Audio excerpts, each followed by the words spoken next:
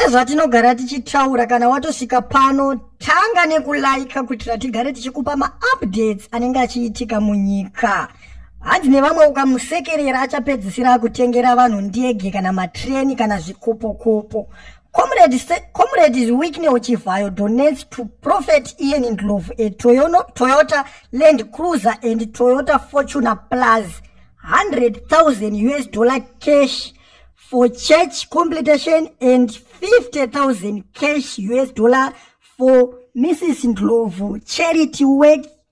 Unotonyasoshaya kuziva kuti mari yacho ari kuiwanepi, anomukira kubasa kupi, anoshandepi, kana anti-corruption yacho inotongomutya nekuti munhu wacho anenge atoriwe zano. Ndofunga muri kutona vari kunyasoti Comrade Whitney Ochivhayo anonzi comrade kana kuti say Whitney Ochivhayo, ende ari kutobudiswa kubva mugrupu rezanu PF Patriots vachitoshambadza zvinhu zvakadaro. Unotonyasoshaya kuziva kuti tine kwetiri kuenda here senyika kana kuti tiri pakutandara.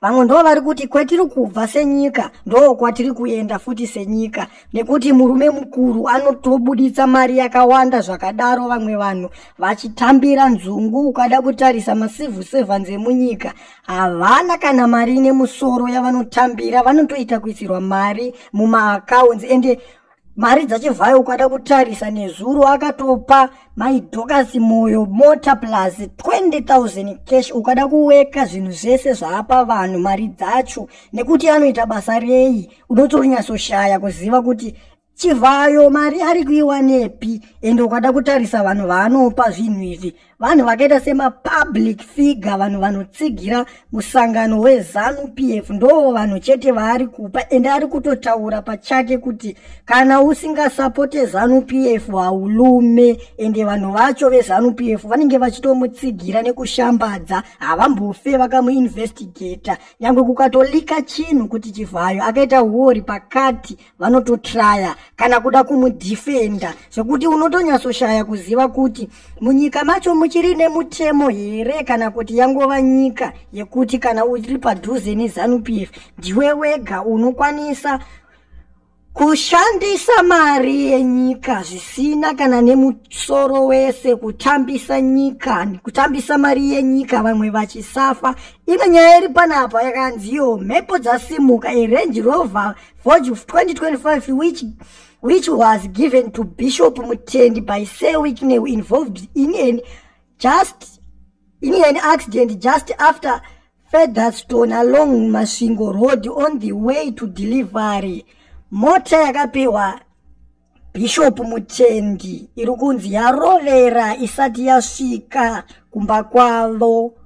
Unotonyasoshaya kuziva kuti zviri kubva nepi zvichienda nepi. Ende vana veZimbabwe havana kutombobvira vazvifarira. Vamwe vaitotaura kuti munhu wavakatopa mota iyeye agara atori munhu ane mari kudhara, but Chivhayo akungopa vanhu zvinhu zvekufinhura macitizeni yenyika. Vamwe ndo vari kuti mukatoseka kuti yarovera anotovatengera dzimwe kana dzitatu achivapa, nekuti Chivhayo wacho munomuziva kuti mukomana wezvifinhwa, hatombodi kunzwa panodhiswa munhu, asi vanhu vanenge vasingadhise sevana veZimbabwe.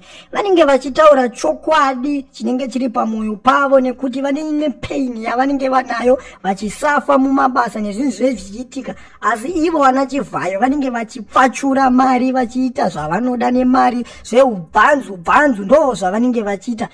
Ende takatombonzwa mutungamiriri wenyika vamunangagwa varivo baba vaShoni naCollins, varivo murume waAxlia, vachitaura kuti kana pane akabirwa mari naChivhayo ngaanoripota, kana pasina kureva kuti mari yaari kushandisa ndeyake. Ende mari yacho haina kana kumbobvira yainvestigatwa kuti mari yese yaari kushandisa yakadaro ari kuiwanepi. Ende Chivhayo wacho haana kana pepa rinoratidza kuti anoita basa rakati. Ende ukatotarisa mazuva aperayo vaChivhayo vakatovhara kambani yavo yeIMC yeStarlink, vachingovhara mangwana makuseni takanzwa vachinzi yatovhurwa yekugadzira marodhi, vobva vatopiwa tenda vakutogadzira road izvozvi. Unotonyatsoshaya kuziva kuti Chivhayo akambogadzira road kupi.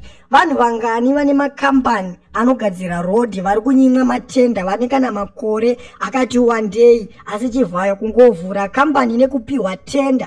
Ndopo unotonyatsoona kuti hatina chekwetiri kuenda senyika. Ene imwe nyaya futi iri kubuda iri panapa, pane nyaya yekugokwe kuri kuda kuitirwa independence kwavari kuti kuri kugadzirwa. Asi ukada kutarisa tunhu twacho twaiswa ipapo nemari yakabuda yacho, unotoona kuti muZimbabwe hatina kwetiri kuenda. Vanhu vacho vari kuita kunge vari kudzidzira mabasa, asi vanongocreata zvinhu kuti mari iwane access yekubuda vodya zvavo mari, nekuti mari fair vanogona kutadza kuitora, asi vakangogadzira zvimaprojekti kuti tida kuita project yakati, tida kuita project yakati, mari inokwanisa kubuda faster zvekuti mari yacho haitozomboshande zvavanenge vachitaura kuti tida kugadzira zvakati. Vanongoisa tunhu tusina nebasa kungonokura, votodya mari, voisa kana kapila, vototi mari tatoshandisa yatoshota, votoda kuwedzerwa kana kuti vanotongonyarara. Ende kune imwe nyaya iri kutonetsa yemayouth eZANU-PF ari kubuda achitaura kuti mari dziya dzatakadedzerwa kuHICC tichinzi uyai mayouth tikupei maprojekti, tikupei mari dzacho hadzina kuzobuda. Takangodedzwa, tikaunganidzwa, tikangonzi talonja program yemayouth, tiri kukupai mari, tiri kukupai matrakita, asi zvinhu zvacho hatina kana kumbozviona. Hatitozive kuti zvakaenda kupi. Vamwe vakati zvakatopiwa vakuru zvikatodyiwa nevakuru, vamwe vakatoti yaingova strategy yekuda kuti tisaende kumachi musi wa31, saka vakatraya kutigadzirira strategy. Asi tinongoziva kuti aiwa mayouth emuZimbabwe vanhu veve kuti vane kakupusa kavanako, vanonyengedzwa nemafufu segonzo. Zvinhu zvavanongogara vachiitirwa ndo zvimwe chete. Havasi vanhu veve kuti vanoda kubuda pachena, vanoda kutsvaga dzvene vachinzi vari kusapota chimusangano chisina direction, chisina hacho kana kwechiri kuenda, vachingoti tiri kusapota vaMunangagwa, vachitedzera vamwe vanhu vanenge vari padhuze navaMunangagwa vano benefita, nekuti ivo vakangotumwa kunze ndemunounganidza vanhu, ivo basa ravo vakatongounganidza vanhu, vanenge vashanda. Ivo vanongosvika unganidza vanhu, vavatengera chingwa nemabhaketi. Ndofunga makaona mazuva apfuura vamwe vachitamba pamusangano kutambira bhaketi nechingwa. Murume mukuru unotonyatsoshaya kuziva kuti anotombonyatsoziva here price yebhaketi neprice yechingwa chacho kuti chinondoita mari, ende zvinhu zvaari kuita izvi zvichamukosta for how long. Ende mwana wake anodzidza kuchikoro chinobhadharwa mari, anenge achitotadza kumubhadharira chikoro chacho. Vana vazhinji vari kuperera magrade 6 grade 7, asi unoona baba vacho vari kumusangano vachiita kunge vari pane chimwe chinhu chinoshamisira, kungopfekedzwa chihembe chine fesi yadambudzo, munhu otochinja otopanduka. Unotonyatsoshaya kuziva kuti vamwe vanhu vanofunga here kana kuti vanhu vari kutoripiswa ngozi dzeZANU-PF, nekuti muZANU-PF macho momo unotoona kuti hamuna munhu ane pfungwa dzakati pwesere kuti kwane. Vanhu vacho vese vanenge vachingozviti tiri makomuredi, saka vakangoti tiri makomuredi vakangopindwa nechimweya chekuda kungoitira vanhu utsinye. Anenge atopindwa nechimweya chemakomuredi, akafa kare kuhondo, asi iye hondo yacho haana kana kuiona, anongoita yekunzwa pazvemusangano. Unotonyatsoshaya kuziva kuti zviri kutombofamba sei senyika.